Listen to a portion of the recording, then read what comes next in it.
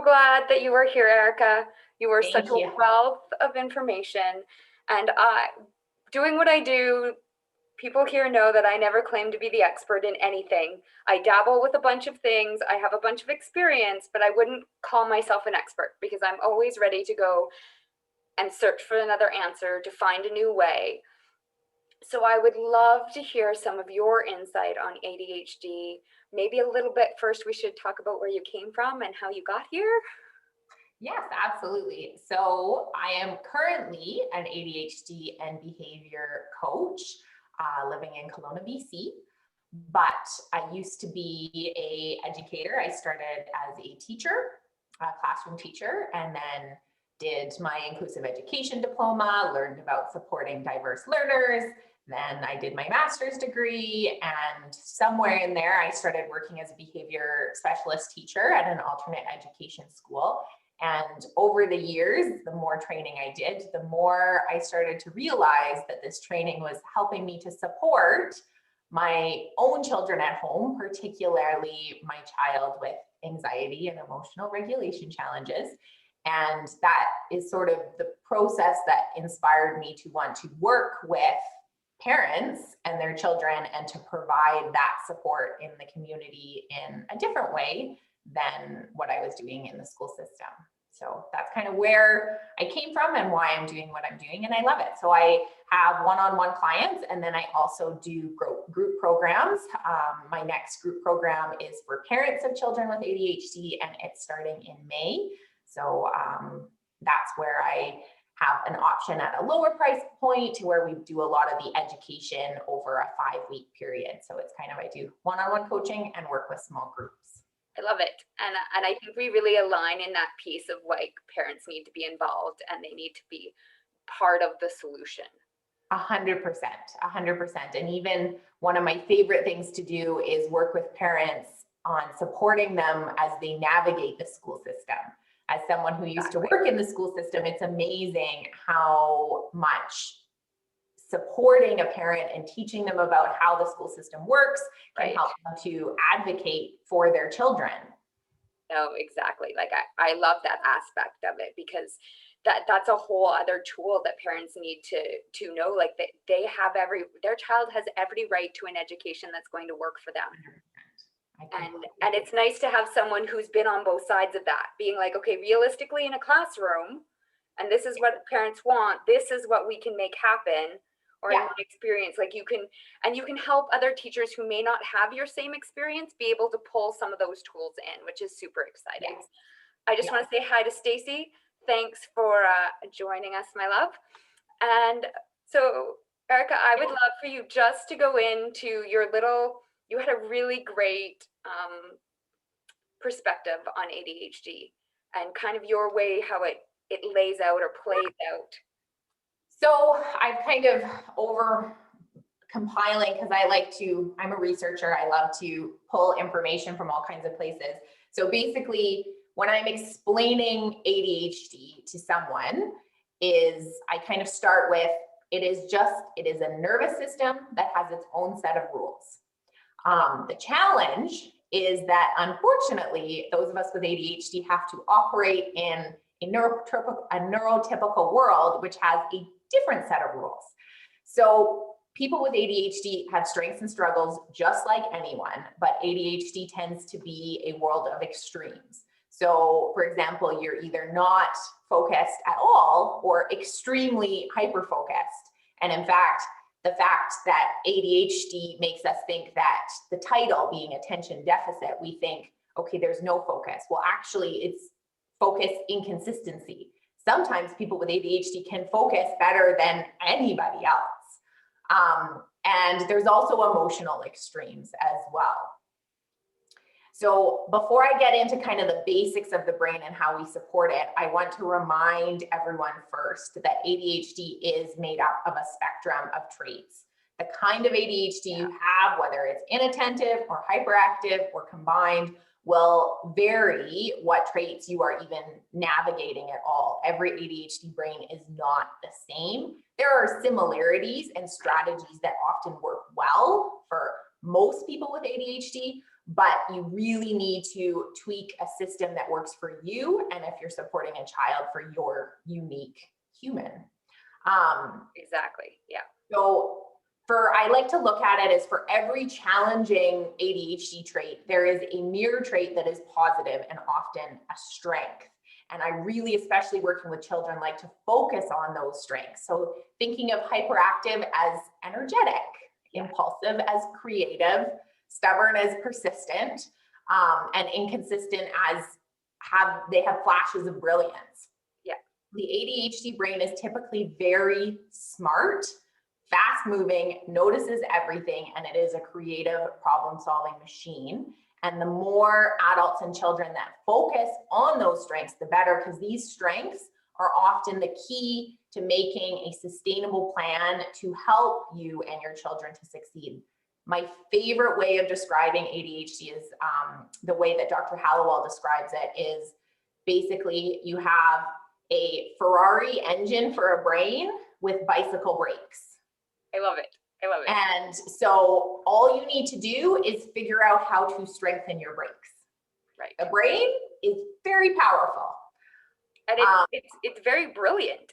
Like that's the one thing I've experienced, not only with the kids, but my friends who are also ADHD. It's been so like, once I let go of controlling and asked why, or curious, how did you get there? Yes. I never would have thought of it that way, and actually saw how they link things. It was like so like eye-opening and like, wow, that's really cool. If you can just take that step back. There's a zigzag, like the neurotypical brain like goes somewhere, whereas the ADHD brain's going like, oh, look at this, and then, oh, look at this, and then, oh, look at this. And somehow they come up with these brilliant creative solutions for things. So a bit of the brain basics. ADHD, like I said before, people always think about focus, they think about hyperactivity, they think about all of those negative symptoms. But what most people don't think about is motivation. And motivation is actually at the core of ADHD. Researchers have discovered that certain neurotransmitters are impacted in ADHD brains. You don't need to remember it, but I will get to my point. These include dopamine, norepinephrine, and serotonin. Right. Yep. All of these neurotransmitters are involved in motivation, whether it's dopamine, which is the brain's reward system, or norepinephrine, which is the stress neurotransmitter. Research tells us that in any given situation, people with ADHD are pulling from a smaller cup of motivation. This means that things need to be more interesting, more exciting, more competitive to get that ADHD brain energized and motivated. So that's the motivation piece. It's now, like the deadline coming. Yeah, right. Exactly. Like I've like, how do you do that? You leave it to the last very minute, but he's like, my friend's like, that's the way it needs to go. That's the way I get the motivation to get it done. That's where the motivation happens. And that there's another piece for that particular situation, which is the executive functioning. So motivation's impaired, but so is executive functioning. And executive functioning is impulsivity, working memory, organization, selective attention, a sense of time, and emotional regulation. People with ADHD often struggle with a sense of time. So like that situation before, the ADHD brain knows that the deadline isn't right now, so we're good. And I also find that sometimes, sorry, go ahead. Yeah, no, go ahead. I was just going to say, I often find that there is, especially with the kids I work with, a misconception of how long things will take. 100%. And that is the sense of time executive function, which is often impaired. So we have the executive functions are struggling, motivation is struggling. Now, imagine that you have a task to do. First, your brain has to make a decision about how valuable this task is. That's the motivation piece. Okay. That helps to give the brain energy. Then it needs the executive functions to pull off the task. The steps needed to make that task happen. Exactly. So you need energy from your motivation, and you need to be able to do it with your executive functions. Any deficiency in either area has to be made up somewhere. And the place that that's made up is like determination, hard work, mental energy. So picture a child at school or an adult in the workplace every single task they are doing has to be compensated for with mental energy, making up for lower motivation and executive function impairment. That is exhausting. So they show up exhausted after school. Picture that exhausted child at the end of the day. At a certain point, they truly can't summon any more mental energy to do another unmotivating task. The brain is like done. And this starts to be shown with even more struggle in the executive function department, like emotional regulation, selective attention, impulsivity. This is where the meltdowns are happening. The unpacking of the that is a doable task they could do, but if it's been in a really strenuous, like a lot of energy taken, not a really interesting day at school, but they, in my world, sometimes we call it masking. They want to fit in. They know they need to do it. It's taken so much energy that unpacking their backpack at the end of the day is just like blowing the gasket. It's the cherry on the top. I can't do it. It's just, they're just done. Yeah, done. And and you'll think like, okay, well, a normal, like a neurotypical human is going to struggle with the motivation piece as well. Yeah. But struggling with with motivation, if you're neurotypical, is like a 7 out of 10. We're talking like a 4 or 5 out of 10 when you have ADHD. So it's that much harder. And in fact, the ADHD brain hates being bored, like really doesn't like it. It wants to be interested. So when the brain is not motivated, it's very easily distracted. And that's another piece. So it's exhausting to do the tasks they're supposed to be doing. And there's something interesting over there, and their working memory isn't very strong. So all of a sudden, there you go, if that makes sense. Yeah. So exactly. So when we support ADHD, our job is to either increase motivation or support executive functioning. It is basically always broken down into those two categories.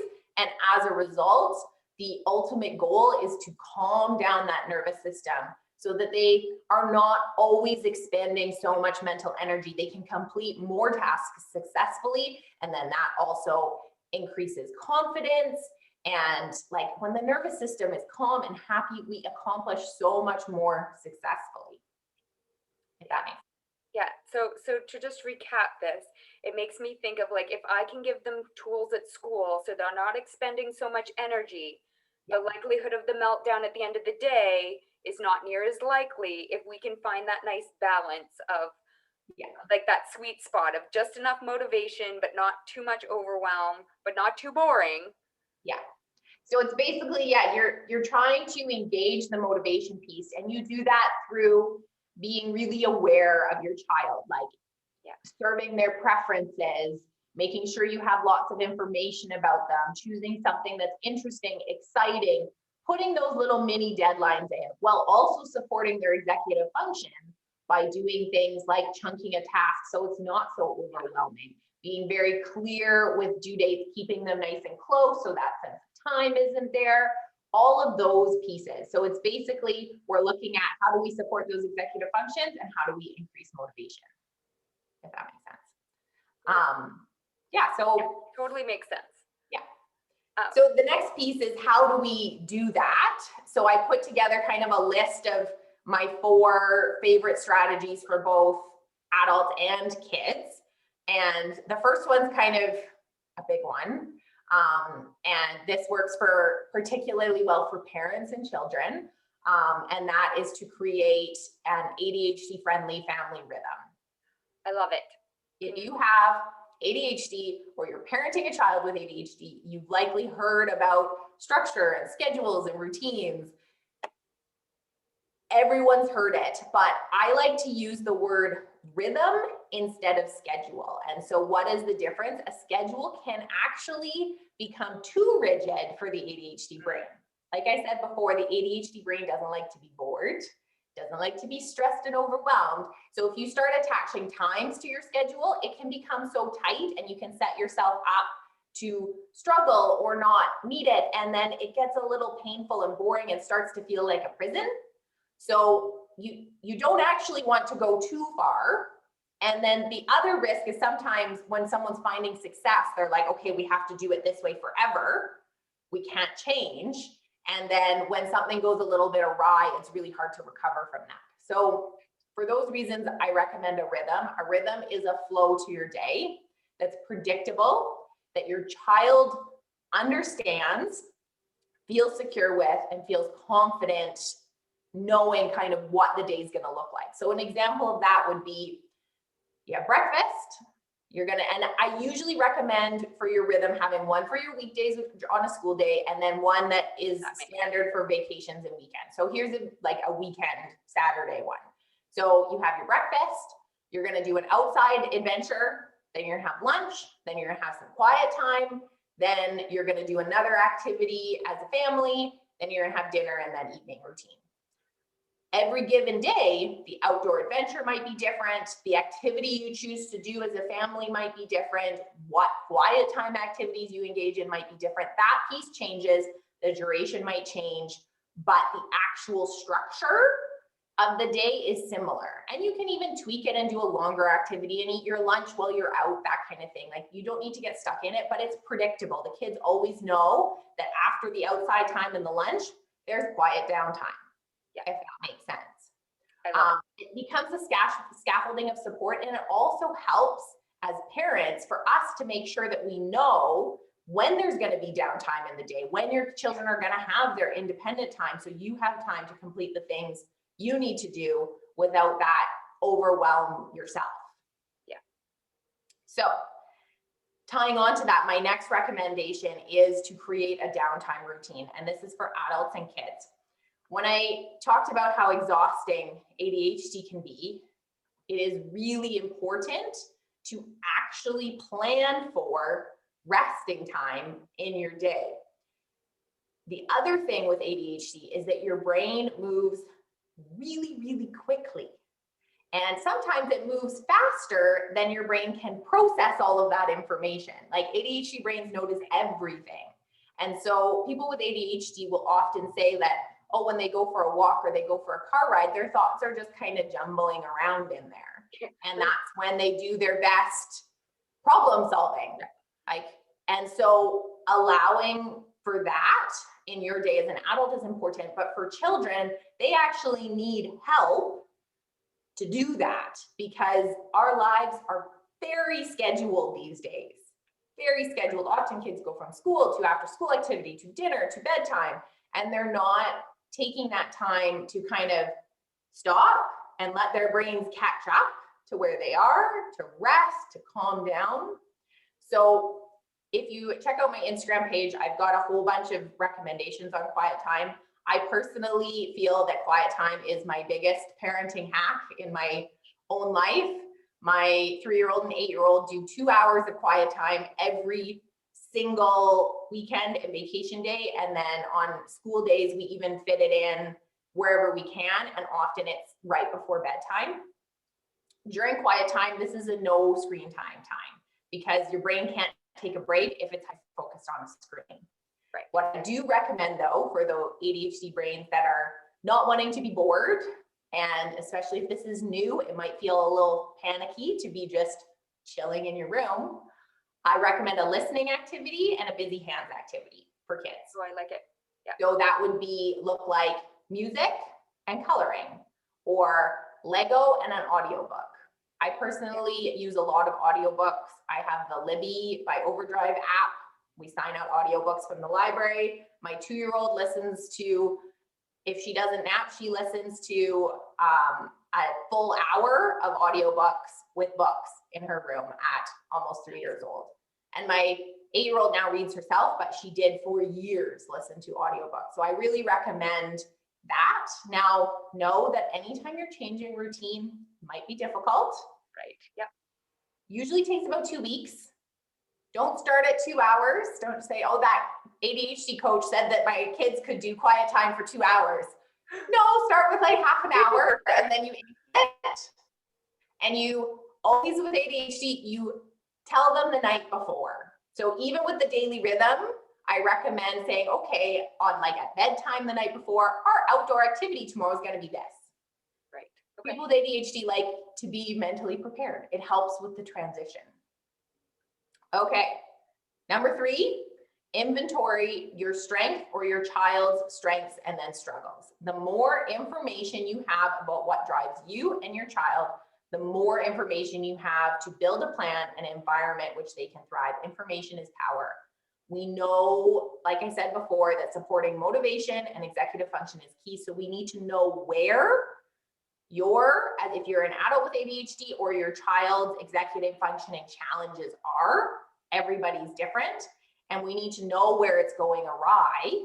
And we also need to know what works to boost motivation. What works to boost motivation is different for everyone. So even if you just have a journal or a note open on your phone, and when you notice something about yourself, just throw it on there.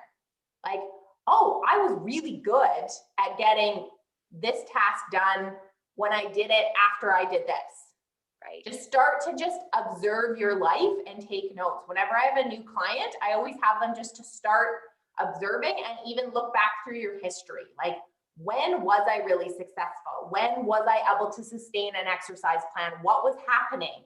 Right. What else was happening? Start to look at those things. Just sort of start loosely taking an inventory. It goes really closely. Like, the first thing I always recommend with the parents I work with is to have a little notebook, whether it stays in your purse or it's in your back pocket for guys, or they can just take little notes of of situations that happened, so they can reflect back on them at the end of the day, or just be like, oh wow, they did a really great job of this today, but 2 days ago they struggled. What was the difference? Yeah. And just kind of like start to see those patterns. Yeah.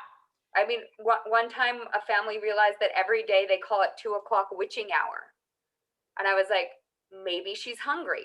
What's leading, like, this is consistent. Yes. There's something, whether it's an energy crash because she just come off of school. Yeah. Whether she's hungry because she hasn't eaten her lunch, or she didn't eat the complex carbohydrates or something sustainable at lunch. She was too busy. And you just start to be reflective and start noticing these things. Absolutely. And yeah, so my last strategy is exercise. I know it seems really simple, but remember the neurotransmitters that I brought up earlier. The ADHD brain struggles in certain neurotransmitters. Exercise increases all of them. All of the neurotransmitters that ADHD brains tend to be a bit lower in, exercise naturally increases. Exercise actually tricks the brain into focusing, sometimes in a similar way to what ADHD medication does. I actually have clients that really do, adult clients that go for a jog around the block before a big presentation. I believe it. Yeah, and for kids, this is little strategies like letting them do a little bike ride and then get in the car and go to piano lesson, if that's an area of struggle. I've heard some great success stories with, parents don't like it. They're like, 5 a.m. is really early. But those who go to hockey or swimming or something like that, they're just like, school goes so much better for them on the mornings that they're at hockey practice or they're swimming. Or like you say, even one mom ended up walking with the kids to school instead of taking the car, was enough of because it was a really big hill. Exactly. It was enough exertion that she could sit through the whole morning and make it till lunchtime. Yeah, and if you are a parent of a child with ADHD, even talk to their teacher. Say, my child needs to go run around the field once when they're really struggling and come back. That's something that can be written into an IEP. I have written that into IEPs before. So that's the kind of thing you can ask for from your school, from your teacher, and just to add those movement breaks. Even sometimes it's as little as having a child set up with a system where you give them an envelope and they have to bring it to the secretary, and then they have to bring it to so-and-so, and they have to bring it to so-and-so, and then they come back. There's nothing in the envelope, but there's systems that you can put in place as a teacher to give a child movement breaks. And as a parent, starting to notice, oh my goodness, my child needs to focus to do X, Y, Z. Get them to move first, send them out, jump on the trampoline, bring them back in, whatever it might be. Yeah, and I have to say, like, I've been out at the tribal school here in Victoria, out in Sydney. None of the classrooms sit for more than 20 minutes. They always have brain breaks that get sprung up because they have so many higher needs kids there that that's just their plan. The kids are never sitting, even if they're in the middle of a spelling test, the little brain break comes on and they cross midline and there's all kinds of like great stuff that they do, but they're moving their bodies and then the kids can sit down and focus again. Which is great. Balance activities are particularly good. Things like a wobble board. Oh, right. Yes. Gets the different sides of the brain focused, and there's all kinds of research on ADHD and wobble boards and balance. So exercise balls, wobble boards, all those things, get your kid to wobble around for a bit. Try it out. Maybe that's why I have a Bosu ball. No, and I find my ADHD kids gravitate to it. Yeah. I thought it's just because they like to wiggle. No, there's like a vestibular thing there that also helps it is supportive of the brain. Because I have heard of it like dyslexia. They say like sometimes it shows up like ADHD because they're trying to like orient themselves, which was an interesting thing too. Yeah. So those are my strategies. So yes, number one, create a family rhythm that's predictable, but not too strict. 2, build a regular quiet or downtime for both you as parents and your children. 3, and start to inventory strengths and struggles. And 4, use exercise as a focus tool. Excellent. Yeah. I am so grateful and thank you for joining us today, Erica. I hope to have you back. Absolutely. If anyone out there has any questions, Erica's information is above. I'm pretty sure in Facebook it shows up above. But throw your questions in there, and maybe if we can get enough like of a ball rolling with questions and stuff, we can have Erica back to cover another topic. Like I would really love to hear more about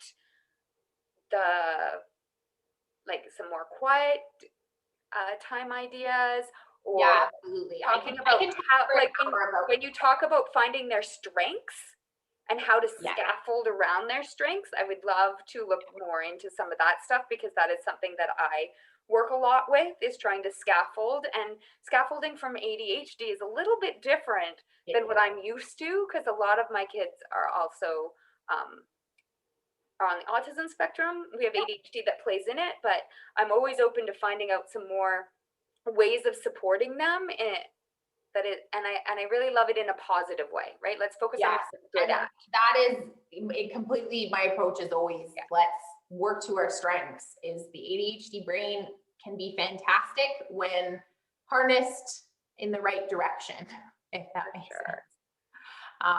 Yeah. And feel free to reach out. I'm happy to chat and answer questions. And if there's any parents that really want to take a deeper dive into learning about ADHD, I do have a parenting group that's virtual coming up in May, and there's lots of information on my website. So, oh, great. Okay. So they have the website here. I actually might just go to the website in a week or so, and I'll post the is it up as a just or something like I can click on it? On the top, just click on group program. Awesome. I will throw it also up in the group, because I know the more I can make this easy as one click for parents, the more likely they are to check it out. Absolutely. Excellent. Thanks, Erica. Thank you. Bye.